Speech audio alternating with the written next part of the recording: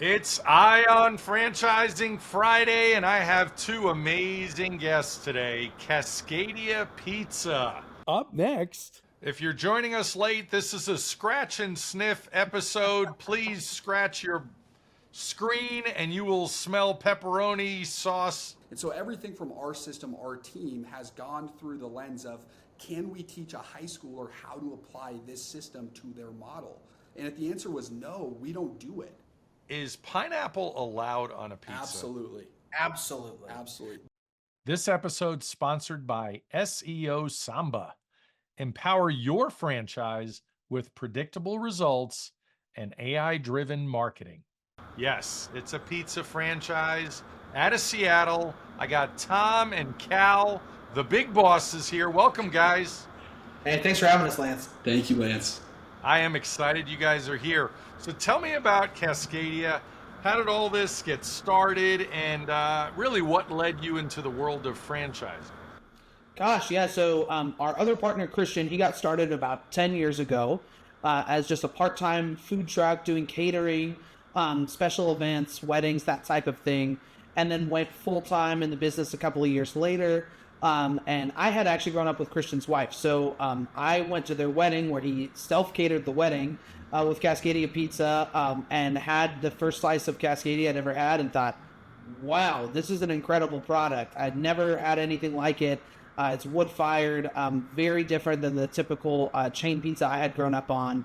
And so I went home and just kept thinking about it and called up my buddy Cal.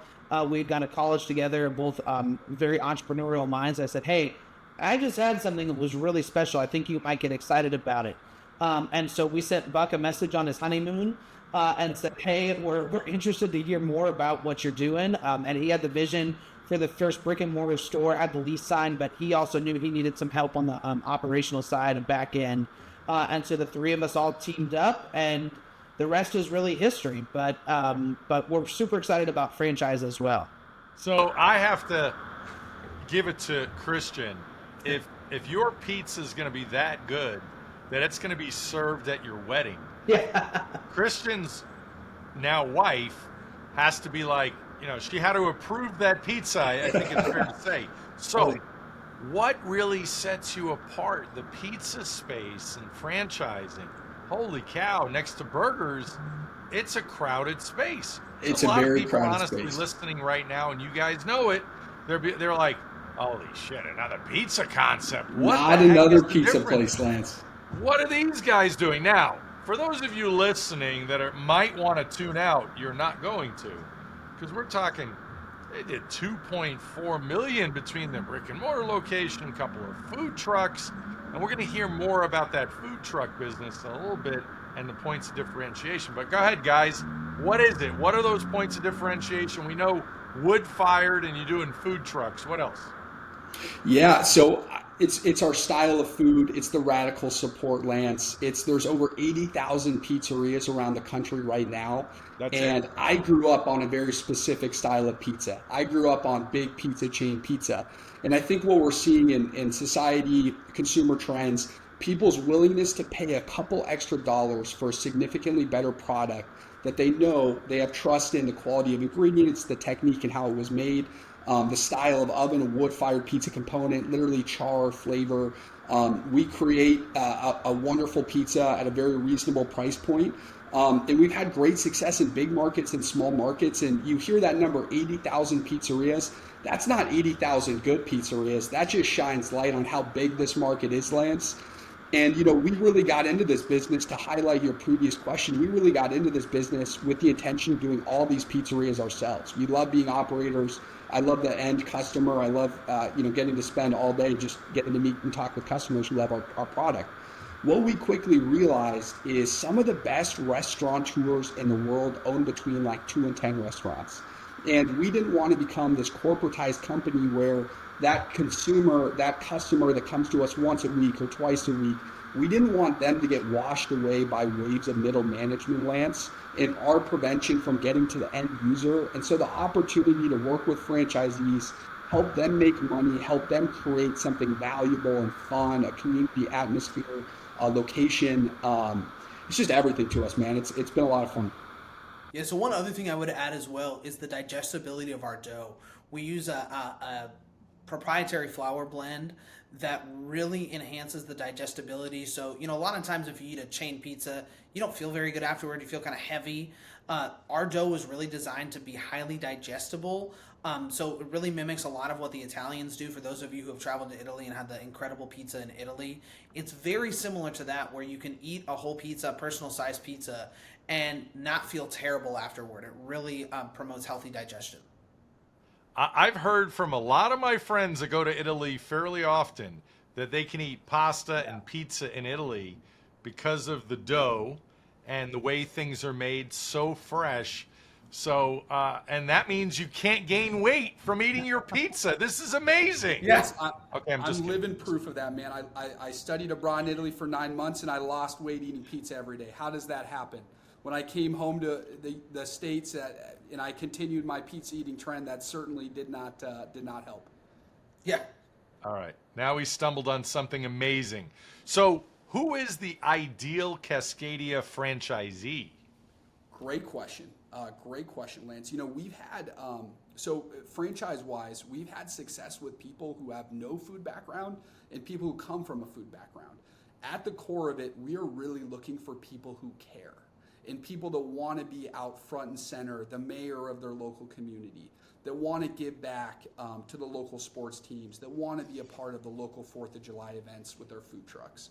We can take somebody with food experience, without food experience. At the core of it, though, they really have to care about the pizza they're selling, about the customer that's on the receiving end of that pizza, that's spending their hard-earned dollars day in and day out at your establishment, and really care about their employees as well, and the general environment that they're a part of and creating. Yeah, and one of the things I'm curious of, though, the simplicity of this operation. This isn't a complicated operation. Anybody that goes into a food truck obviously can fit and is streamlined operations. Talk a little bit about that, because that is one thing that scares certain people about the food business. Too much inventory, too complex. How do you hire and retain employees, bring them up to speed? Talk to that. Those things. Absolutely. Well, I think if you were to come visit us here in Western Washington or in Idaho or in Salem, Oregon, Lance, at one of our establishments, you would see a fun, young, highly positive, energetic team, a lot of whom never came from food backgrounds.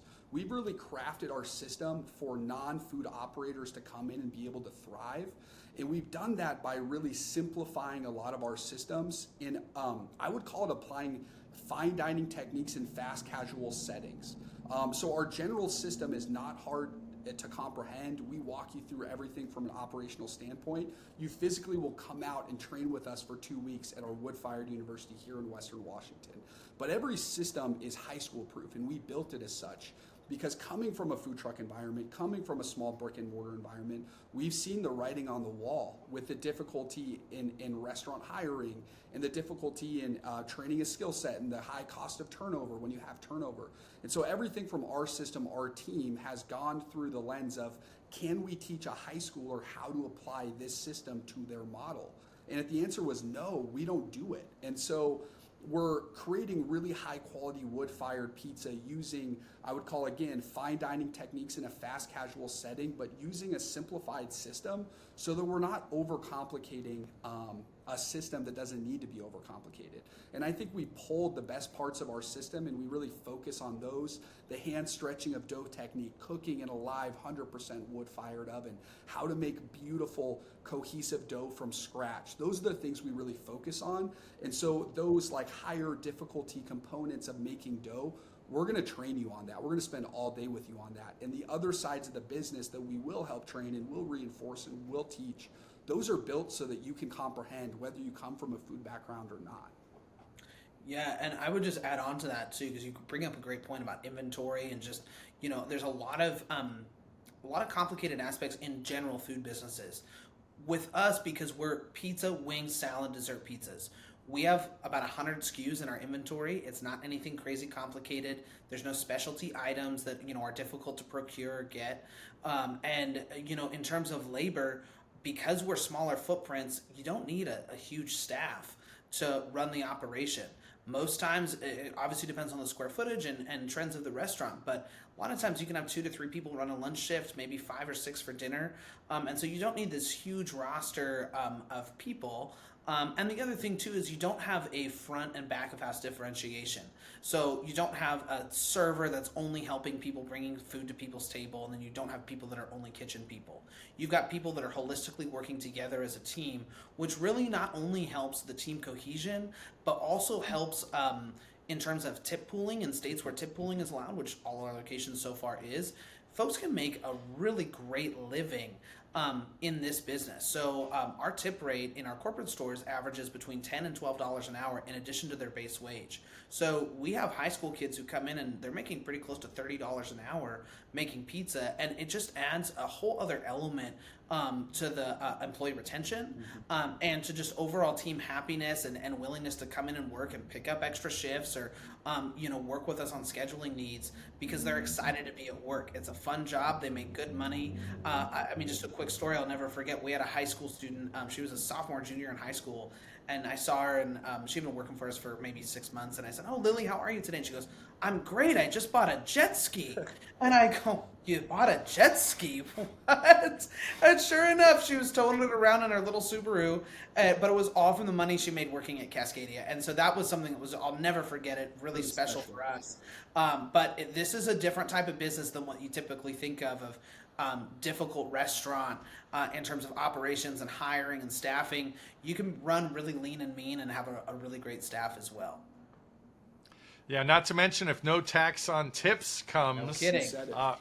That's an extra bonus for all the employees. So let's talk about money. I already mentioned a little bit, little segment I typically call "Show Me the Money." So let's talk about profitability. Sure. I mean, the pizza business is typically a pretty profitable business, and you guys are no different.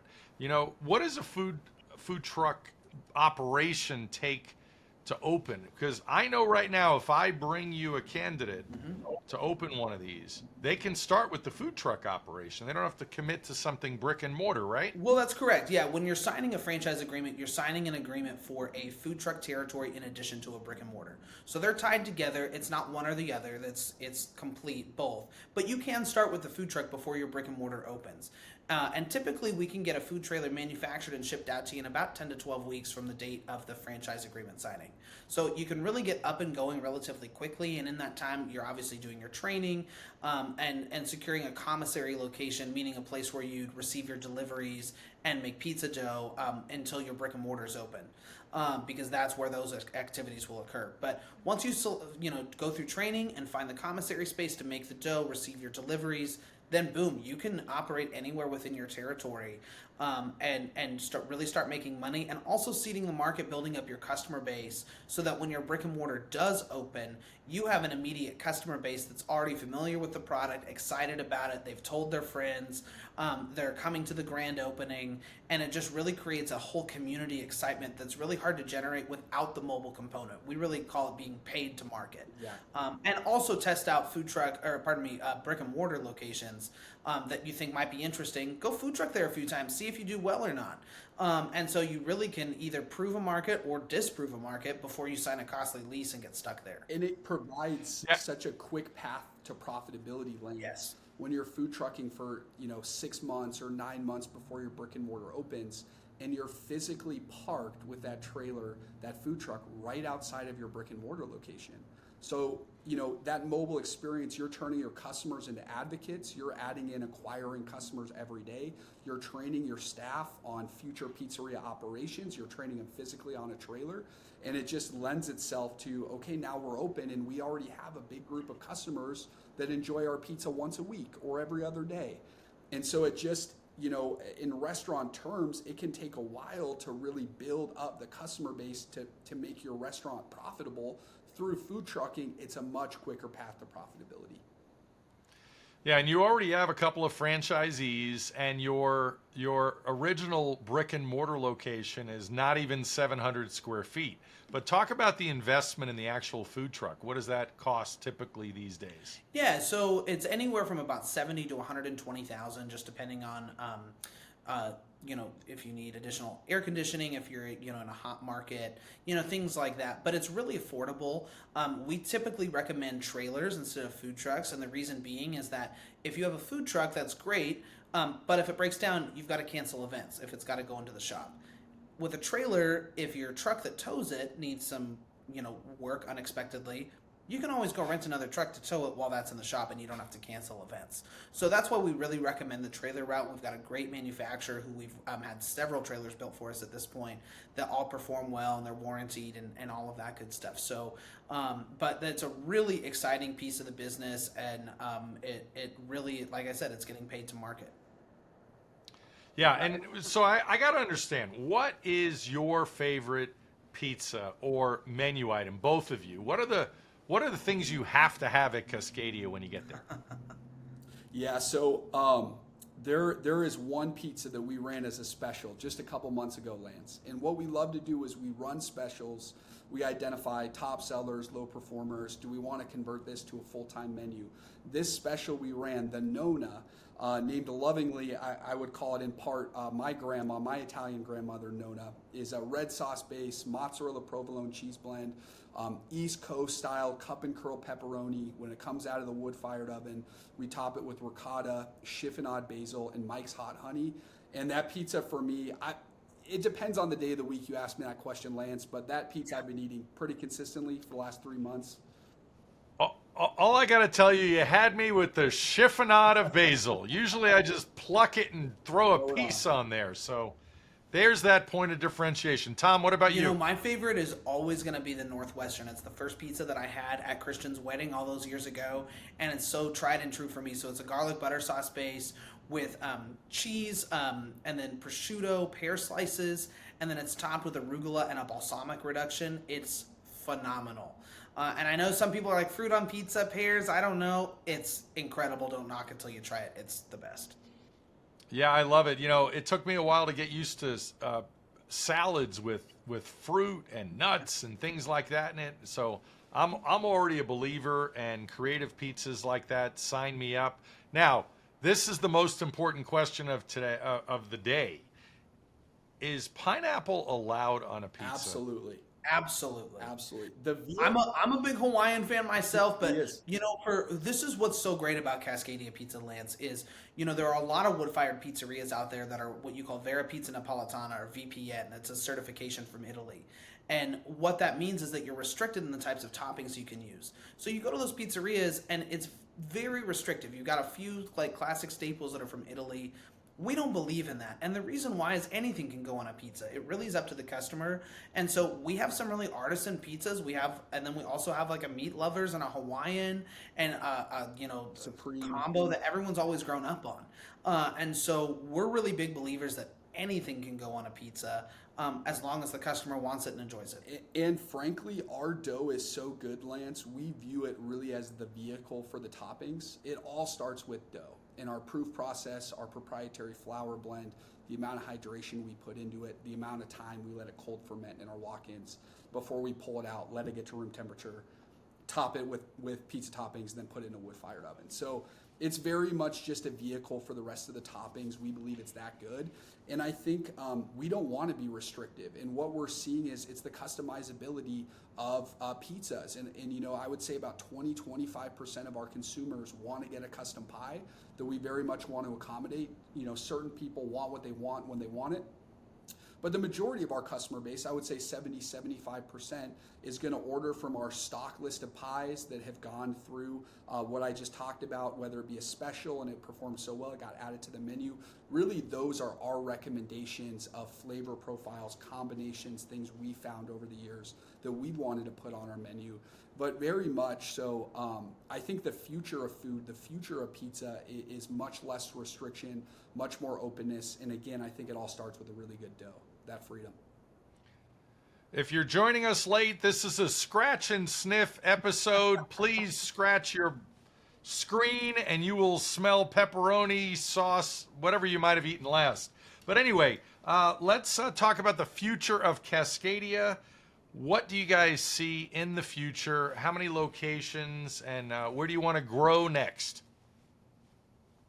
Yeah, absolutely. I mean, we're excited about franchise. Franchise is where all of our focus is right now. We've got a great group of corporate stores that are open and thriving. And so franchise is the next chapter for us. We've got 2 open and active franchisees who are performing really well in Oregon and Idaho. And, we really want to hit that 100 plus threshold in terms of open franchise units in the coming years. We think that we're primed and ready for it. The market is ready for it. The country's ready for it. We're open to any and all states. We're really excited, of course, about the Western U.S., Arizona, Colorado, Texas even. But really any state I think is primed for Cascadia Pizza. And we're just excited to help bring along entrepreneurs who are excited about the American way, excited about entrepreneurship, and passionate about pizza and about their communities. And so if those are, there are tons of people out there like that, and that's who we're really looking for to come join the system, come join the Cascadia family. Absolutely. And I would add to that, Lance, I'm a 5th generation restaurateur myself. A lot of passion, a lot of love for this business, seen it go through a lot with COVID, even the years before. Seen a lot of my friends who've owned restaurants in the area, unfortunately, go out of business. For us, it's all about working with people that are excited about their local communities, that want to produce great quality pizza. And frankly, talking about restaurant guys, we're sometimes the last people to react to market trends and changes, whether that be population increases in certain markets, people leaving other markets. Most restaurant guys like ourselves find themselves in the middle of a downtown metro market, and they kind of neglect a lot of secondary or tertiary markets. We love small towns. We've had our first pizzeria is in a community of 12,000 people, and they've rallied behind us like nobody else. And so we've also had great success in Salem, Oregon, a town of 150,000 people, the capital city of Oregon. Everybody loves wood-fired pizza. Everybody can get on board with a fun, fast-paced, upbeat, great atmosphere and environment, fun employees, fun music. We want to create these just really cool community gathering spaces for those communities, and we don't want to neglect necessarily the smaller towns because they need great pizza too. And a lot of these places have never had wood-fired pizza or never have had an elevated style of pizza. And so many people I'm still finding from the everyday blue-collar construction worker all the way to, we've had Satya Nadella in one of our restaurants, the CEO of Microsoft. Like, everybody can get on board with a really high-quality, reasonably priced pizza that kind of elevates that household favorite. And I think it's our obligation to some extent at this point to show others what we've had success doing, help recreate that for them.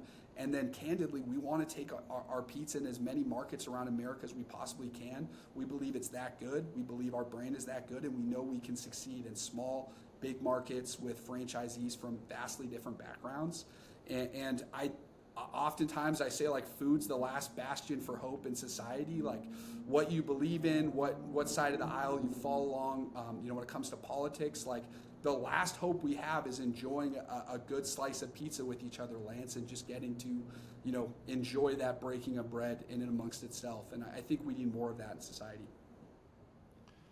Passion, politics, and pizza. Gentlemen, Tom and Cal, thank you so much for being here. Cascadia Pizza, the next hot franchise. Talk to you guys soon. Thanks for being here. Thanks a lot, Lance. Thank you so much, Lance. Appreciate you.